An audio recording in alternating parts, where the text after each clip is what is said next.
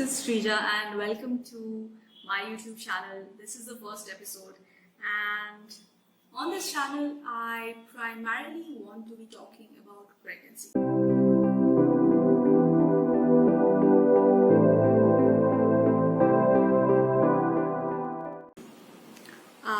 Planning it, dealing with it, living with it, and various aspects around pregnancy. I'm not a doctor, nowhere close to it, and but I still want to talk about the basic biology behind it, the social aspect, the cultural aspect, the financial aspect, which is also super important. So I want to be touching all of those, and then we see where this goes eventually. Why am I entitled to talk about this? Well, probably anyone is entitled, but I am pregnant, and by virtue of which I have gained some amount of practical experience, coupled with the crazy amount of reading up and YouTubing that I had done. So I want to pass a bit of that on. Thirdly, while I was doing this crazy amount of YouTubing, I found one very interesting thing, which was the very conspicuous absence of Indian YouTubers talking about this. Yes, there are people who are talking about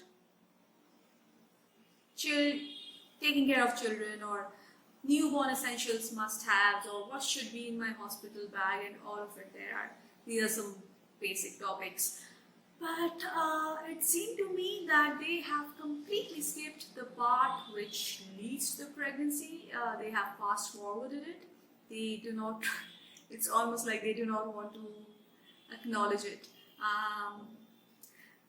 Another pointer, if any one of you thinks babies are dropped by storks, then please, you would have to excuse yourself, because I'm going to be talking about the real deal here, and it might get to be too informative, if that's a thing, but it's going to be, I'm not going to be censoring things, because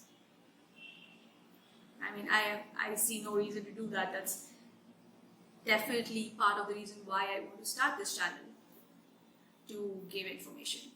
Anyway, so I found no Indian YouTubers, and I want to discuss a bit about that. It might seem funny that I'm talking about pregnancy and getting pregnant and conceiving in India. Population is definitely not something that we need to be worried about. At least not having enough of it is not something that should be an area of concern for us. I know that. And as easy as it is, and as rampant as it is, there is still a need for this, I feel, because we don't know everyone's stories, and if there is anything that I can do with the little bit of information that I have gathered over the last few months, which might end up helping someone on this journey, then that's a win for me. So this was a very conscious decision on our parts. It was a very planned pregnancy for various factors, for various reasons. We thought this was the right time for us, and we wanted to start trying. Now, the fact that it was just the two of us who decided on this, there really was no outside pressure. There was almost no parental pressure. Made this exclusively something that we wanted, something that was our decision. Now, there are people who have been married for years and they do not have a child. Please do not pester them to have one. Maybe they don't want to have one. It's okay. Maybe they want to have one, but not now, and they'll decide when they want to have one. Please don't pester them. Maybe they want to adopt, or maybe they just want a dog. And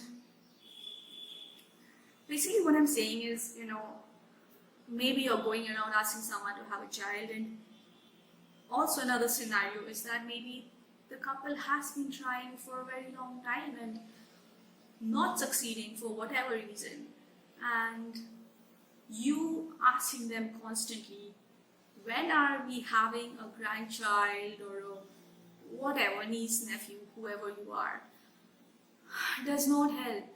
Please stop it.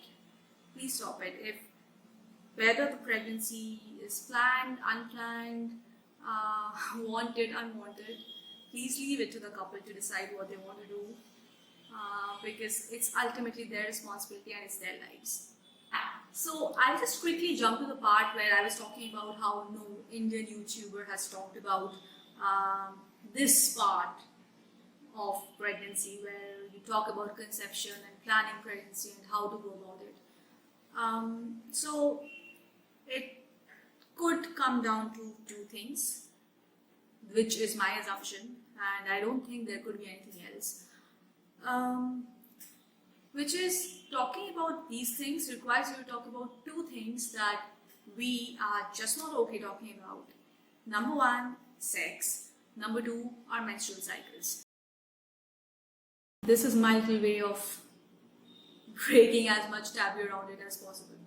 So yeah, now to my journey, and I think I should finally come to my journey. Quick fact about me: until the day I got pregnant, I had never been to a gynecologist, which when I discussed it with my friends, it sounded pretty crazy because everyone seemed to have a guy named their own, and I'm like, okay, no, never. So yes, it was my first visit, so I do not recommend that. I mean, please go to a gynae, do your regular checkups or whatever needs to be done. But I somehow had not been to one, and so even if I had any problems, even if I had I don't know, PCOS or PCOD or any other condition, I was not aware of it. All I knew was my cycles were pretty irregular.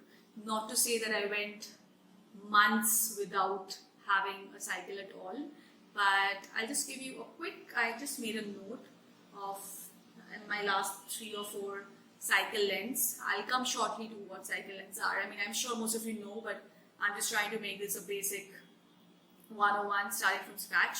So in November end, my cycle length was 38 days. Then Jan, it was 29 days. Feb, which was a month before I conceived, I think so. In Feb, it was 57 days. Basically means I almost skipped a month. And yeah, so I knew if I wanted to plan a pregnancy and plan this to be something that worked out in favor of me, I needed to do a lot of planning. And once I set my mind to that, I got planning, and thankfully it has worked out. Maybe it's our bodies, maybe it's the planning I did, maybe a lot of it came together, and we did succeed the very first cycle that we tried, which we are so thankful for.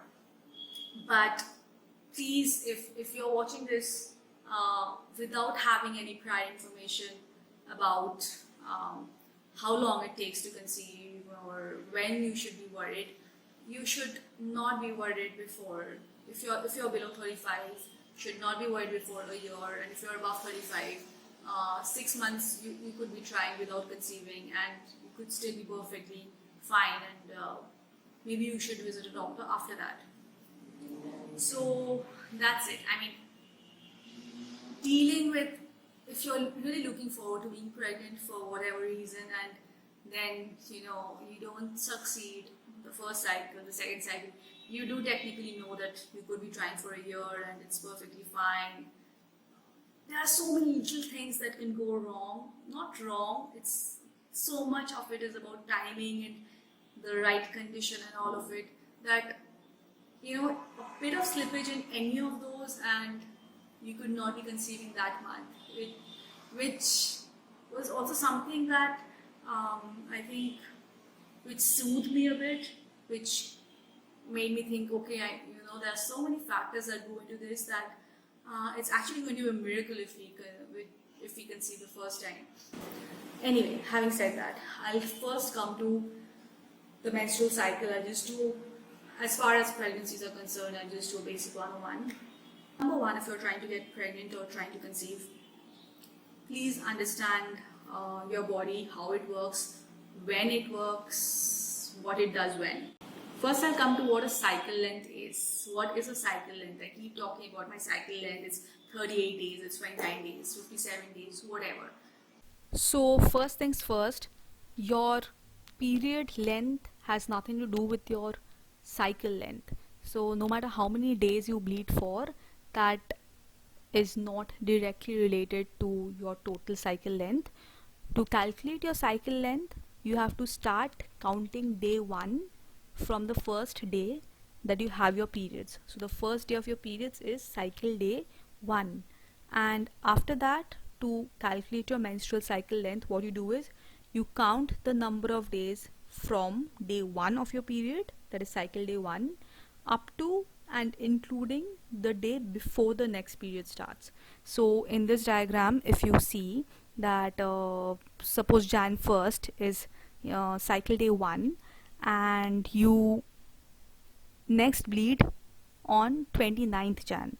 So in this case, day 1 to day 28, Jan 1st to Jan 28th would be your total cycle length. You will not be calculating Jan 29th because that will be the start of your new cycle. That will be cycle day 1 of your next menstrual cycle.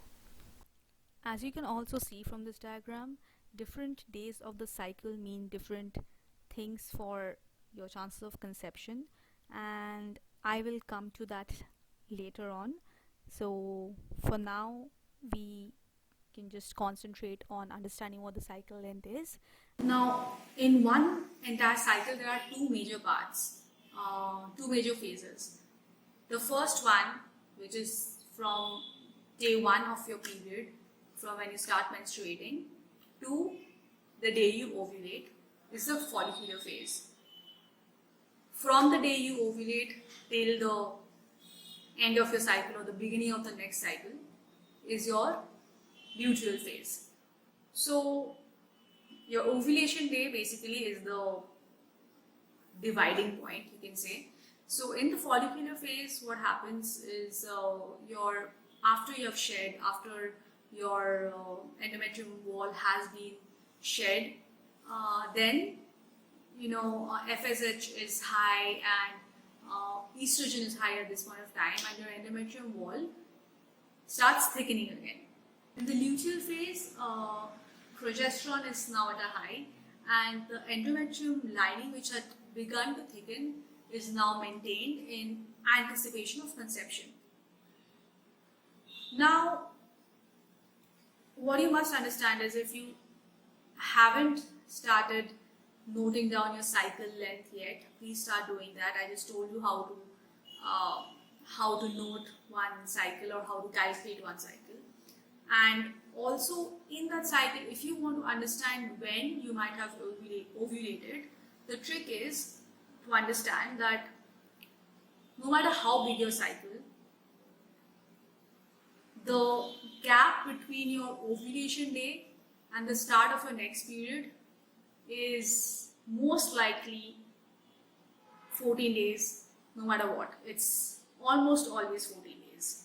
Now, first day of your period to follicular to the day you ovulate might vary, and that is what causes a change in the entire cycle length.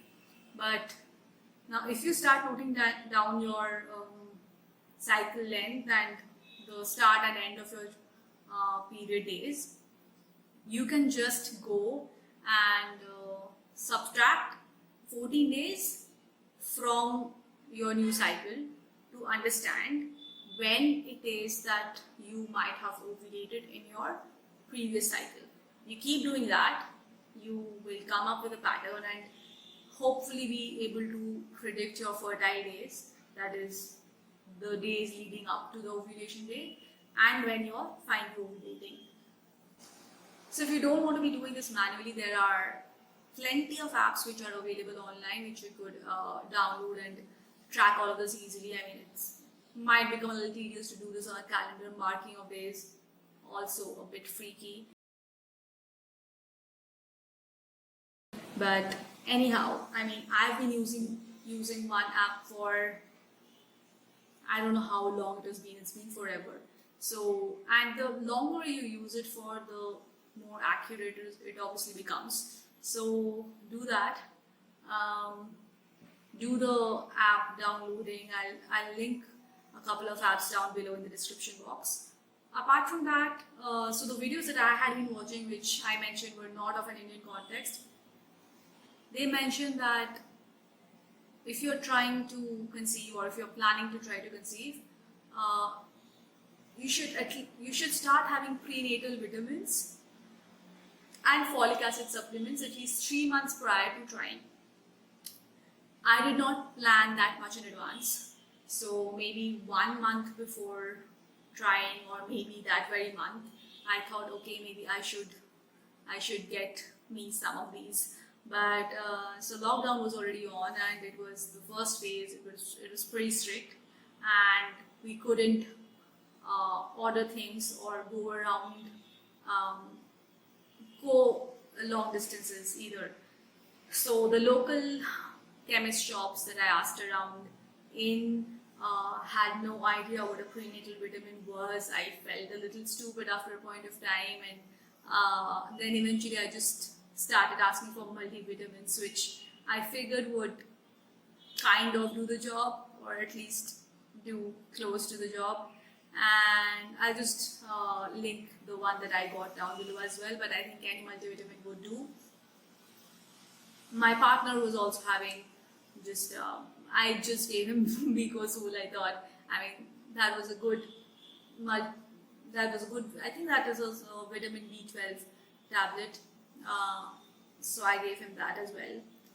And folic acid, I kept hearing a certain dosage online from these non-Indian YouTubers, which was something that I could not, I think they were suggesting 400 mg, but I could not find a similar dosage in the pharmacists around me, and that is not something I wanted to take a chance with, so I just skipped that altogether. But eventually when I went to the doctor, she just gave me the one that I had been seeing all these days in the pharmacies, and it was a different dosage, but it didn't seem to matter. So the one that I got is Folvite 5 mg, I think. Apart from that, I think what happened in our case was, so I don't smoke, I drink occasionally. My partner used to smoke and drink.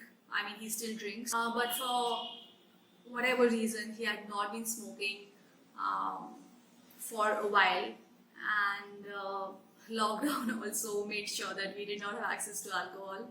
So both of us were off smokes and drinks, which, see, now I'm just going to say all of it contributed to it. Okay, so, and it doesn't, I mean, it's always a better thing to do. It might come across like a bit of a can and a bit excessive, but I suggest you do that. I mean, especially if you've been trying and if not been succeeding, maybe a bit of a lifestyle change is something that might go a long way, because not smoking, not drinking, being on a good diet, and exercising a bit definitely helps in the whole process. So yeah, this was just a basic prep, things to do to prepare your body and change a bit of your lifestyle and get more in tune with how your body is working, so that you eventually can plan better. I am going to make another episode which is going to talk more about signs that your body gives you, signs to pick up on, to better understand when to time it, how to time it, so that you succeed and everything works out for the best. So yeah, thank you for watching the first episode. I hope I was of at least some use, and yeah, please feel free to share it if you think anyone can benefit from this, or anyone would be interested in watching this, whether or not you're trying to conceive. Maybe it's just information you want, just like that. And yeah, hope to see you soon again. Thanks.